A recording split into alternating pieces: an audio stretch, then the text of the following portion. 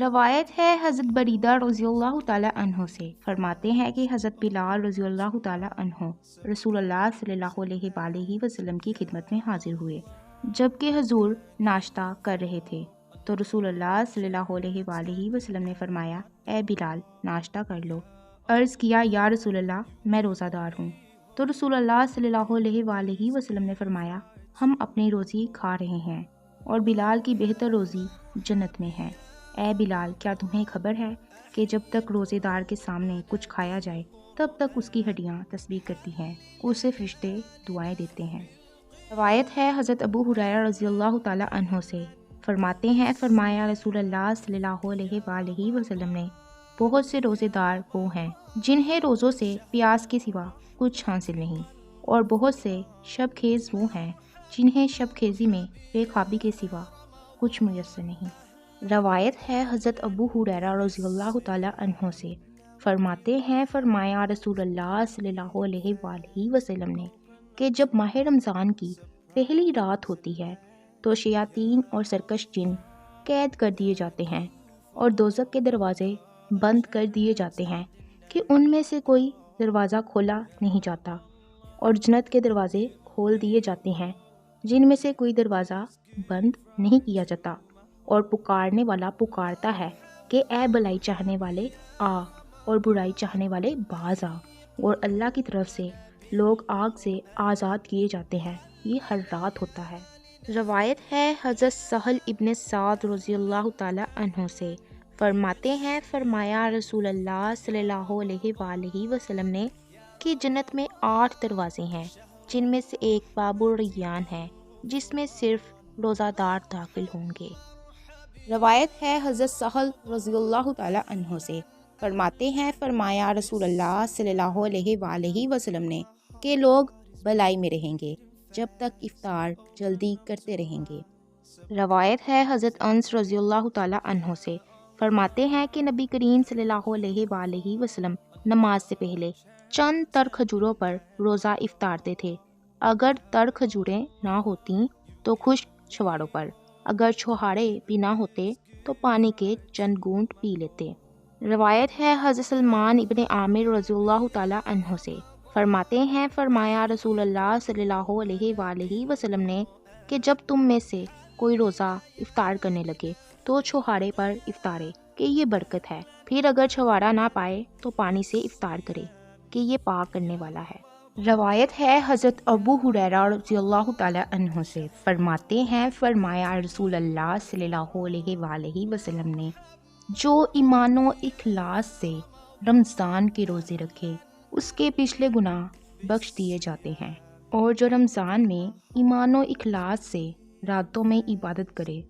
تو اس کے پچھلے گناہ بخش دیے جائیں گے، اور جو شب قدر میں ایمان و اخلاص کے ساتھ عبادت کرے تو اس کے پچھلے گناہ بخش دیے جائیں گے۔ روایت ہے حضرت انس ابن مالک رضی اللہ تعالیٰ عنہ سے، فرماتے ہیں رمضان آیا تو رسول اللہ صلی اللہ علیہ وآلہ وسلم نے فرمایا، یہ مہینہ تمہارے پاس آ گیا، اس میں رات ہے 1000 مہینوں سے بلی، جو اس رات سے محروم رہا وہ ساری خیر سے محروم رہا، اور ساری خیر سے پورا بدنصیب محروم رہتا ہے۔ روایت ہے حضرت ابو ہریرہ رضی اللہ تعالیٰ عنہ سے، فرماتے ہیں فرمایا رسول اللہ صلی اللہ علیہ وآلہ وسلم نے، جب رمضان آتا ہے تو آسمان کے دروازے کھول دیے جاتے ہیں، اور ایک روایت میں ہے کہ جنت کے دروازے کھول دیے جاتے ہیں اور دوزخ کے دروازے بند کر دیے جاتے ہیں، شیاطین زنجیروں میں جکڑ دیے جاتے ہیں، ایک روایت میں ہے کہ رحمت کے دروازے کھولے جاتے ہیں۔ روایت ہے حضرت ابو ہریرہ رضی اللہ تعالیٰ عنہ سے، فرماتے ہیں فرمایا رسول اللہ صلی اللہ علیہ وآلہ وسلم نے، رمضان آ گیا، برکت والا مہینہ ہے، اللہ نے تم پر اس کے روزے فرض کیے، اس میں آسمان کے دروازے کھولے جاتے ہیں، دوزخ کے دروازے بند کیے جاتے ہیں، اور اس میں مردود شیاطین قید کر دیے جاتے ہیں، اس میں ایک رات ہے 1000 مہینوں سے بہتر، جو اس کی خیر سے محروم رہا وہ بالکل ہی محروم رہا۔ روایت ہے حضرت ابن عمر رضی اللہ تعالیٰ عنہ سے، فرماتے ہیں کہ نبی کریم صلی اللہ علیہ وآلہ وسلم کے بعض صحابہ کو شب قدر خواب میں دکھائی گئی، کہ رمضان کے آخری ہفتہ میں ہے۔ تو رسول اللہ صلی اللہ علیہ وآلہ وسلم نے فرمایا، میں دیکھتا ہوں کہ تمہاری خوابیں آخری ہفتہ پر متفق ہو گئی ہیں، تو جو شب قدر تلاش کرے وہ آخری ہفتہ میں تلاش کرے۔ روایت ہے حضرت ابن عباس رضی اللہ تعالی عنہ سے کہ نبی کریم صلی اللہ علیہ وآلہ وسلم نے فرمایا، شب قدر کو رمضان کے آخری عشرہ میں تلاش کرو، جب 9 دن باقی رہیں، 7 دن باقی رہیں، 5 دن باقی رہیں ان میں۔ روایت ہے حضرت ابو بکرہ رضی اللہ تعالی عنہ سے،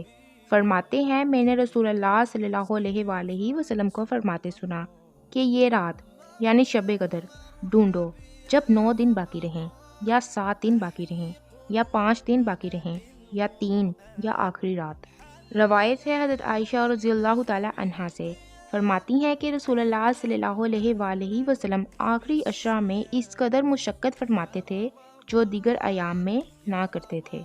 روایت ہے حضرت عائشہ رضی اللہ تعالی عنہا سے، فرماتی ہیں کہ جب آخری عشرہ آتا تو رسول اللہ صلی اللہ علیہ وآلہ وسلم کمر بستہ ہو جاتے، راتوں کو خود جاگتے اور گھر والوں کو جگاتے۔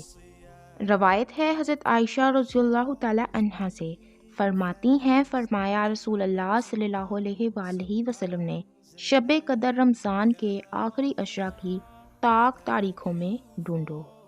روایت ہے حضرت انس رضی اللہ تعالی عنہ سے، فرماتے ہیں فرمایا رسول اللہ صلی اللہ علیہ وآلہ وسلم نے جب شب قدر ہوتی ہے تو جبریل علیہ السلام فرشتوں کی جماعت میں اترتے ہیں،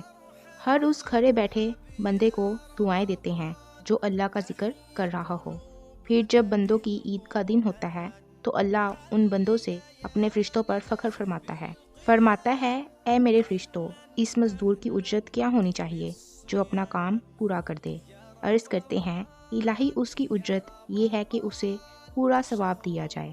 اللہ فرماتا ہے اے فرشتوں، میرے بندیوں نے میرا فریضہ پورا کر دیا جو ان پر تھا۔ پھر دعائیں شور مچاتے نکل پڑے، مجھے اپنی عزت و جلال، اپنے کرم، اپنی بلندی، اپنے غلبے مرتبے کی قسم، میں ان کی دعا قبول کروں گا۔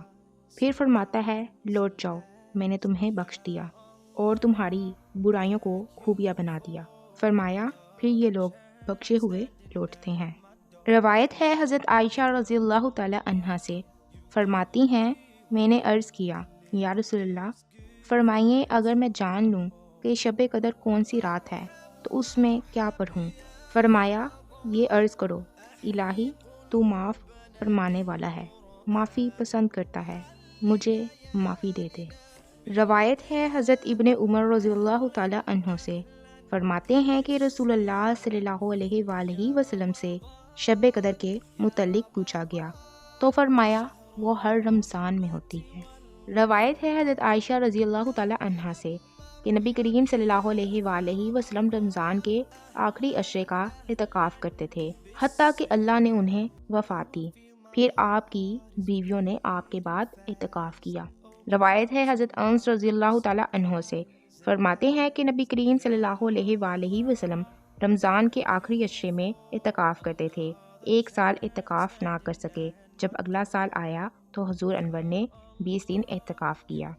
روایت ہے حضرت ابن عباس رضی اللہ تعالی عنہ سے کہ رسول اللہ صلی اللہ علیہ وآلہ وسلم نے معتکف کے بارے میں فرمایا کہ اعتکاف گناہوں سے باز رکھتا ہے اور معتکف کو تمام نیکیوں کا ثواب دیا جاتا ہے، تمام نیکیاں کرنے والے کی طرح۔ روایت ہے حضرت انس رضی اللہ تعالی عنہ سے، فرماتے ہیں فرمایا رسول اللہ صلی اللہ علیہ وآلہ وسلم نے کہ سحری کھاؤ کہ سحری میں برکت ہے۔